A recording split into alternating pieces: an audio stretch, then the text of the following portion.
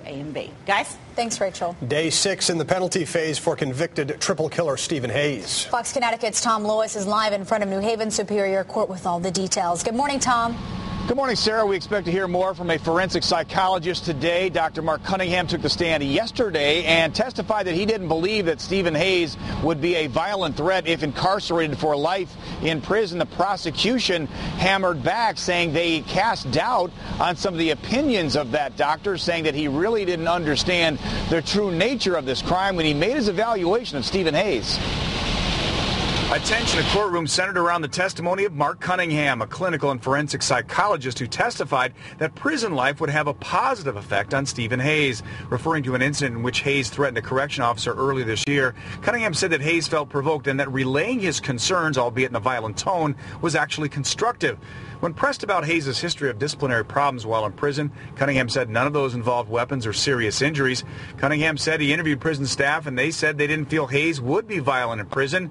Cunningham also showed photos of the prison cells inside the two facilities where Hayes has been held. Prosecutors countering the bleakness of his surroundings by saying he still has a TV in his cell and he's able to make phone calls and receive visitors.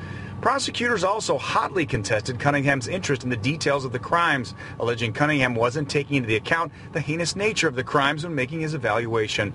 Cunningham countered that his history of robbery is the feature of the case that would be predictive of violence in prison. Cunningham is scheduled once again to resume his testimony later today.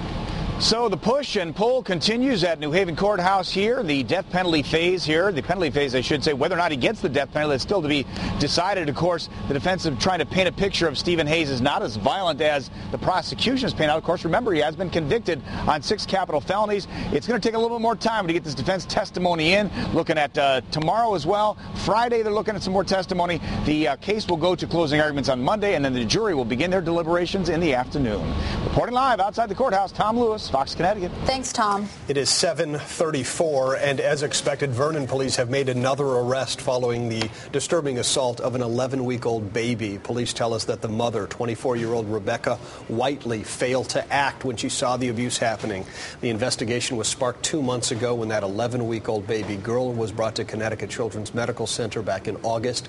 Doctors say that she suffered from a fractured skull, more than a dozen fractured ribs, and internal bleeding. The baby's father, who you see there, Jeremiah Boucher, was arrested Monday. He's charged with the abuse of that baby. His bond was increased from $40,000 to $100,000.